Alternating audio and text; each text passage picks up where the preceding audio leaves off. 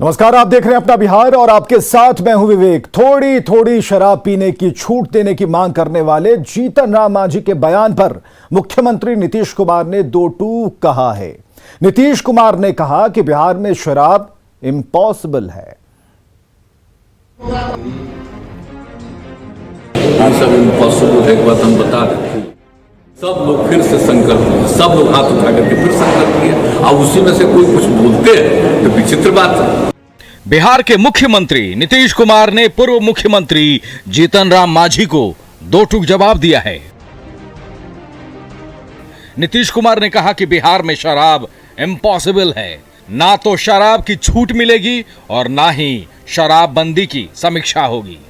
सब इम्पॉसिबल है, एक बात हम बता दें, वो पूर्व मुख्यमंत्री हो रहे हैं यहाँ है। हम बता देना चाहते हैं कि सब लोगों ने शपथ लिया, विधानसभा और विधान परिषद सर्वसम्मति से पारित हुआ। जो भी एनडीए की मीटिंग हो रही थी, उस एनडीए की मीटिंग में भी हमने कहा कि भाई सब लोग फिर से संकल्प लिए, सब लोग हाथ उठा करके फिर संकल्प लिए और उसी में से कोई कुछ बोलते हैं तो विचित्र बात है। कहिएगा तो फोटो देख लीजिएगा। दरअसल शराबबंदी की शपथ लेने के बाद भी पूर्व मुख्यमंत्री जीतन राम मांझी का शराब प्रेम नहीं छूट रहा। कभी वो शराबबंदी का गुजरात मॉडल अपनाने की नसीहत देते हैं तो कभी थोड़ी थोड़ी पीने की छूट मांगने लगते हैं। हाल के दिनों में जीतन राम मांझी ने ऐसे कई बयान दिए, जिसमें से एक बयान उन्होंने बगहा में भी दिया था। और स्पीड के नाम पर भी कोई ले जाएगा तो उसको पकड़ के जेल भेज दीजिएगा तो होम्योपैथी की दवा कैसे चलेगी। कोर्ट ने भी कहा है, मेडिकल साइंस भी कहता है, लिमिट एक्शन में अगर दारू का सेवन किया जाए तो कोई घाटा नहीं है। हम यही कहना चाहते हैं, सरकार के साथ हैं तो भी कहना चाहते हैं कि माननीय मुख्यमंत्री जी, आप इस लाइन तक जो हमने कहा वहां तक आप संशोधन कीजिए और शराब नीति को आगे बढ़ाइए। हम भी उसी का पक्षधर हैं। नीतीश कुमार ने बिहार में शराब को इम्पॉसिबल बताकर जीतन राम मांझी जैसे उन तमाम लोगों को साफ संदेश दे दिया है। उम्मीद है मांझी जी भी समझ गए होंगे। न्यूज़ 18 के लिए पटना से आनंद अमृतराज के साथ ब्यूरो रिपोर्ट। तो सीएम ने शराब पर मांझी को दो टूक जवाब दिया। वहीं कल नीतीश कैबिनेट की बैठक वाल्मीकि नगर में होने वाली है और यह बैठक वन विभाग के ऑडिटोरियम में होगी, जिसकी तैयारियां पूरी कर ली गई हैं। हमारे सहयोगी संजय कुमार ने जायजा लिया है। 2021 की नीतीश सरकार की कैबिनेट की अंतिम बैठक वाल्मीकि नगर में होनी है और वाल्मीकि नगर में इसी फॉरेस्ट डिपार्टमेंट के ऑडिटोरियम में यह बैठक होगी। और जो जानकारी मिल पाई है उसके अनुसार मुख्यमंत्री की अध्यक्षता में दोपहर 1:30 बजे से 21 दिसंबर को यह बैठक शुरू हो जाएगी और बैठक समाप्ति के बाद मुख्यमंत्री नीतीश कुमार अंतर्राष्ट्रीय स्तर के कन्वेंशन सेंटर के लिए चिन्हित भूमि का जायजा लेंगे और इसके बाद मृत त्रिवेणी केनाल में पर्यटकों के लिए विकसित बोटिंग पॉइंट भी जाएंगे। ऐसी संभावना है कि सीएम अन्य मंत्रियों के साथ बोटिंग का लुत्फ भी कल उठाएंगे। और फिलहाल जिस ऑडिटोरियम में मंत्रिपरिषद की बैठक होनी है, वहां देखिए ठीक सामने हमारे जो बोर्ड है उसमें साफ तौर पर स्पष्ट उल्लेखित है मंत्रिपरिषद की बैठक वाल्मीकि नगर। और कितनी शानदार तरीके से इस हॉल को सजाया जा रहा है आप तस्वीरों में देख सकते हैं। के अधिकारी हैं वो यहाँ लगातार मौजूद हैं और यहाँ पर तस्वीरों में आप देख सकते हैं सुरक्षा के लिहाज से जो अधिकारी हैं वो भी लगातार मॉनिटरिंग कर रहे हैं यहाँ पर। और ठीक इसके सामने ये वेटिंग हॉल बनाया गया है। वेटिंग हॉल की तस्वीर हम आपको दिखा रहे हैं, जहाँ पर तमाम जो प्रधान सचिव स्तर के जो अधिकारी होंगे वो यहाँ पर बैठेंगे वेटिंग हॉल में। और कितना भव्य रूप दिया गया है ये तस्वीरों में देख सकते हैं। लाइटिंग खासकर देखिए किस कदर लाइटिंग की यहाँ व्यवस्था की गई है। अभी शाम भी नहीं हुई है और किस कदर यहाँ पर लाइटिंग है और कितने करीने से बैठने की व्यवस्था की गई, अलग अलग लोगों के लिए व्यवस्था की गई यहाँ पर। और तमाम जो यहाँ पर कर्मी हैं वो तैयारियों को अंतिम रूप देने में लगे हुए हैं। एक बड़ा सिलसिला रहा है कि मुख्यमंत्री जब जब पटना से बाहर मंत्रिपरिषद की बैठक करते हैं तो कोई महत्वपूर्ण फैसला लेते हैं। अब तक का यही इतिहास भी रहा है और सबकी निगाहें टिकी हैं कि कल वाल्मीकि नगर में बिहार सरकार की कैबिनेट की जो बैठक होगी, आखिरकार उसमें कौन सा महत्वपूर्ण फैसला लिया जाता है। कैमरा पर्सन दीपक के साथ संजय कुमार, न्यूज़ 18, वाल्मीकि नगर, बेतिया। तो वाल्मीकि नगर में नीतीश कैबिनेट की बैठक से ठीक पहले यहां हवाई अड्डे पर ट्रायल के लिए एक चार्टर प्लेन ने उड़ान भरी। प्रशासन की देखरेख में वाल्मीकि नगर एयरपोर्ट पर चार्टर प्लेन रनवे पर उतरा और फिर पायलट के निरीक्षण के बाद उड़ गया। इस ट्रायल के बाद अब वाल्मीकि नगर एयरपोर्ट के भी शुरू होने की उम्मीद जताई जा रही है। इधर पूर्णिया में रेलवे के इंजीनियर और अधिकारियों की मिलीभगत से पुराने स्टीम इंजन के स्क्रैप को बेच दिया गया। इंजीनियर राजीव रंजन झा ने सहायक डिविजनल मैकेनिकल इंजीनियरिंग का फर्जी पत्र दिखाकर इंजन के स्क्रैप को बेचा है। 14 दिसंबर को इंजन की अवैध बिक्री का राज 2 दिन पहले चला है। पूर्णिया कोर्ट स्टेशन के पास काम कर रहे मजदूरों ने बताया कि 6 दिन पहले कुछ लोग वहां पहुंचे और पुराने स्टीम इंजन के स्क्रैप समेत कई सामान ट्रक पर लादकर चलते बने। कोर्ट स्टेशन के पास झाड़ियों में मीटर गेज स्टीम इंजन का पहिया और दूसरा सामान पड़ा था। आरपीएफ के सब इंस्पेक्टर ने बताया कि समस्तीपुर रेलवे लोकोमोटिव के इंजीनियर राजीव रंजन झा एडीएमई का फर्जी आदेश पत्र लेकर आए थे और पुराने इंजन के स्क्रैप की नीलामी की बात कही थी। होता है रेलवे का, उसका डब्बा कुछ दिन पहले से बहुत दिन से लगा हुआ था। ठीक है, मैं खुद देखते आता हूँ उसको। उसके बाद मैं आया तो वो लोग कटिंग कर और ट्रक पर लाद के लेकर गया। ट्रक लगल था, उस पर जेसीबी से लोड कर रहा था और नज़दीक जाकर नहीं देखे कौन पार्ट कैसा है वो भी हमको जानकारी नहीं है। लोड करके ले गया। कितने आदमी से थे? आदमी का नज़दीक जाकर नहीं देखा, कुछ आदमी था और जेसीबी से लोड करके उसको लाता था। और फर्जीवाड़े की जानकारी मिलने के बाद इंजीनियर राजीव रंजन झा और हेल्पर सुशील यादव के खिलाफ एफआईआर दर्ज कराई गई है और साथ ही राजीव रंजन झा और सुशील यादव के साथ आरपीएफ के सब इंस्पेक्टर वीरेंद्र द्विवेदी को सस्पेंड कर दिया गया है। स्टेशन पर एक पुरानी वास्प इंजन का यहाँ कुछ पार्ट्स था जो गायब हो गया है और बताया जाता है कि फर्जी पत्र निर्गत करके यहाँ से वो पार्ट्स का जो स्क्रैप था, जो वास्प इंजन था उसका स्क्रैप था, उसको काट कर यहाँ से गायब कर दिया गया है। और इसके पीछे एक इंजीनियर जो रेलवे विभाग के इंजीनियर थे उनकी मिलीभगत बताई जाती है। हालांकि इस मामले में डीआरएम ने संज्ञान लिया है और कई कर्मियों को निलंबित भी किया है। बहरहाल देखना है कि अब जांच में क्या मामला सामने आता है। कुमार प्रवीण, न्यूज़ 18 पूर्णिया। इधर बालू माफिया पर कड़ी कार्रवाई करने और दर्जनों सरकारी अधिकारियों के खिलाफ कदम उठाने के बावजूद पटना के गंगा नदी में अवैध बालू का खनन जारी है।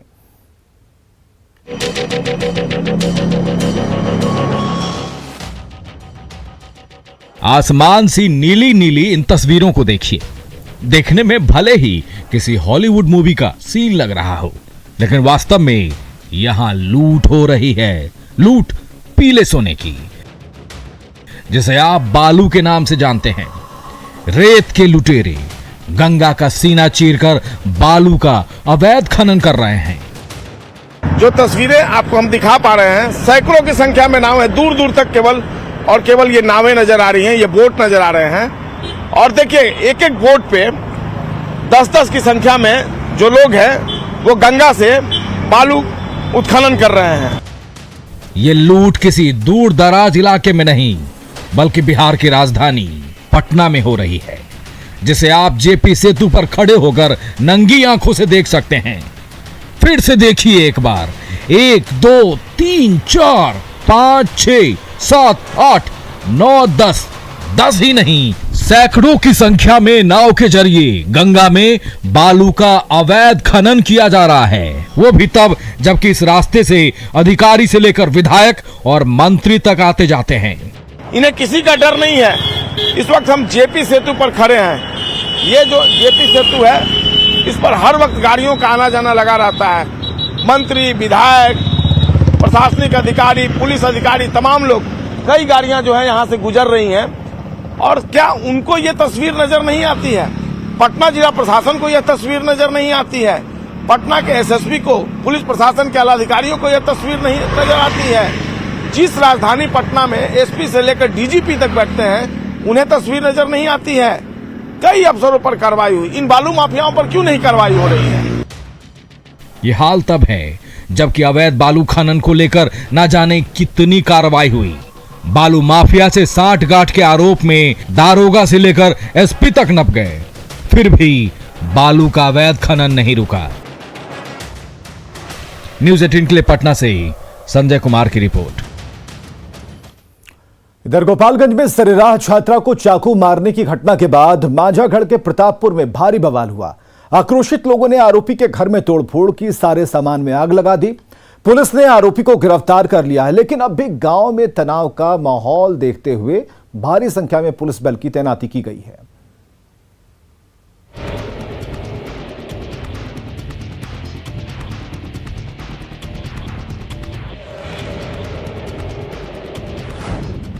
जब सिरफिरे पर सवार हुआ खून, 13 सेकंड में छात्रा पर 8 बार हमला, आक्रोश की आग में जला आरोपी का घर, बदमाश गिरफ्तार, गांव में तनाव। गोपालगंज में सरेआम बीच सड़क पर एक छात्रा को चाकू मारने वाला अपराधी अशरफ अली का गुंडा बेटा गुड्डा भले ही अब गिरफ्तार हो चुका है, लेकिन छात्रा के परिजनों के आक्रोश की आग में आरोपी के घर का सारा सामान जलकर राख हो गया। गुस्साए लोगों ने आरोपी के घर में भी जमकर तोड़फोड़ की। मांझागढ़ के प्रतापपुर में दूसरे गांव से आकर बसे अशरफ अली के परिवार को अब इस गांव के लोग 1 मिनट भी यहां रहने देने के लिए तैयार नहीं हैं। वो दूसरा जगह से गांव भोजपुरवा से आके बसा है लो। हम लोग ये एक बार बाबू हाथम में भी उसका लड़का गोली चलाया था, जिसके वजह से उसको मार मार के उसको अपाहिज कर दिया गया है। बाद में स्कूल में भी जाके दादागिरी करता है। हम लोग यहाँ से इसको हटाना चाहते हैं। गांव में तनाव को देखते हुए भारी संख्या में पुलिस बल की तैनाती की गई है। इधर गंभीर रूप से घायल छात्रा का इलाज पीएमसीएच में चल रहा है। घायल छात्रा के मुताबिक सिरफिरे ने छेड़खानी और बदतमीजी की शिकायत का गुस्सा उतारने के लिए उसकी जान का दुश्मन बना है। की थी फ्रेंड उसका हेल्प कर रही थी, इसीलिए वो उसे प्रपोज कर रहा था और फिर मैं सर के पास कंप्लेन करवा दी उसके साथ मिलके। सरेआम छात्रा पर जानलेवा हमले में चाकू से वार पर वार की इस घटना ने सबके होश उड़ा दिए हैं। पूरी घटना सीसीटीवी कैमरे में कैद हो गई।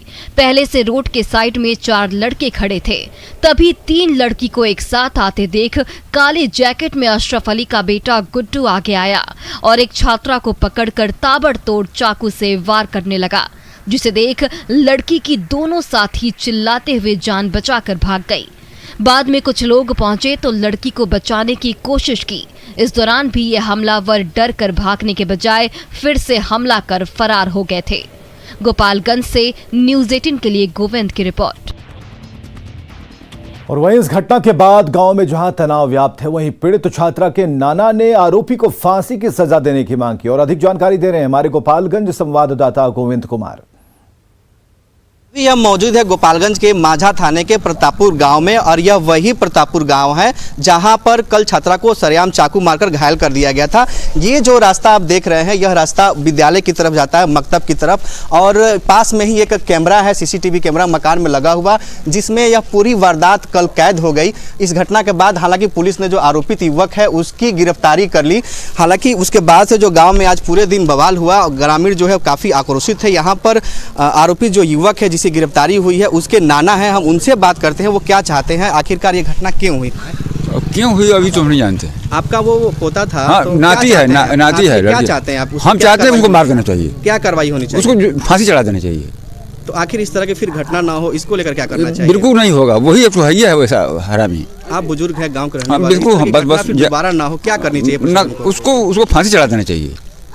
ये जो आरोपित युवक है उसके ये नाना है, इनका भी साफ तौर पर कहना है कि यह घटना जघन्य रूप से की गई है और जो आरोपित युवक है उसको सख्त से सख्त कार्रवाई होनी चाहिए, कड़ी सजा मिलनी चाहिए। हालांकि पुलिस को स्कूल और कॉलेजों के पास सुरक्षा का बेहतर इंतजाम करना होगा और निगरानी करनी होगी ताकि इस तरह की घटना दोबारा न हो सके। गोपालगंज से न्यूज़ 18 के लिए गोविंद कुमार। कोरोना की दूसरी लहर में बेहतर सेवा के लिए घोषित प्रोत्साहन राशि का भुगतान, इंटर्न के लिए स्टाइपेंड बढ़ाने समेत 5 मांगों को लेकर बिहार के 9 मेडिकल कॉलेजों में जूनियर डॉक्टरों और इंटर्न ने कार्य बहिष्कार किया है। मांगे पूरी होने तक आंदोलन जारी रखने की चेतावनी दी है।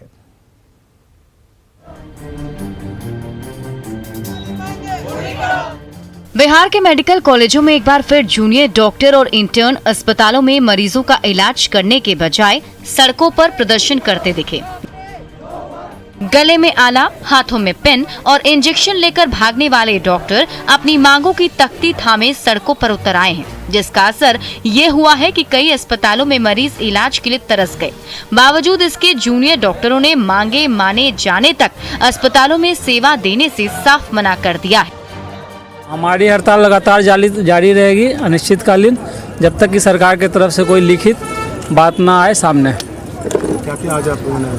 आज हम लोगों ने ओपीडी, इमरजेंसी तथा वार्ड के सारे कार्य बहिष्कार किए हैं और हमारा ये स्ट्राइक जारी रहेगा। अभी हम लोग एजिटेशन पे उतरेंगे क्योंकि 4 महीना से आश्वासन मिल रहा है, सचिवालय लेवल में बातचीत हो रहा है, सेक्रेटरी बोल रहे हैं कि बढ़ जाएगा इंटर्न का स्टाइपेंड और प्रोत्साहन राशि मिल जाएगा, लेकिन वो मिला नहीं है और मजबूर होकर हम लोग वर्क विड्रॉल कर रहे हैं। मेडिकल कॉलेजों में कार्य बहिष्कार करने वाले जूनियर डॉक्टर की 5 प्रमुख मांगे हैं, जिनमें कोरोना की दूसरी लहर के दौरान घोषित प्रोत्साहन राशि का जल्द भुगतान, इंटर्न छात्रों का स्टाइपेंड 15,000 से बढ़ाकर 24,000 रुपए प्रति महीना करने, मेडिकल कॉलेजों में 1 साल की नौकरी के बॉन्ड से आजादी, नीट पीजी की काउंसलिंग जल्द कराने और नॉन एकेडमिक जूनियर रेजिडेंट की बहाली जल्द कराने की मांगे शामिल हैं।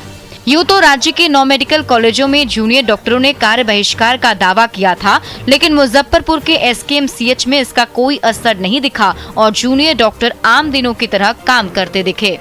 हमारे सभी डॉक्टर अपने अपने जगह पर काम कर रहे हैं, अस्पताल सुचारू रूप से चल रहा है। तो 500 मांग की जो 500 मांग हमने भी आपके माध्यम से पेपर में पढ़ा है, लेकिन हमारे डॉक्टरों ने हमको कोई ऐसा कोई ज्ञापन नहीं दिया है।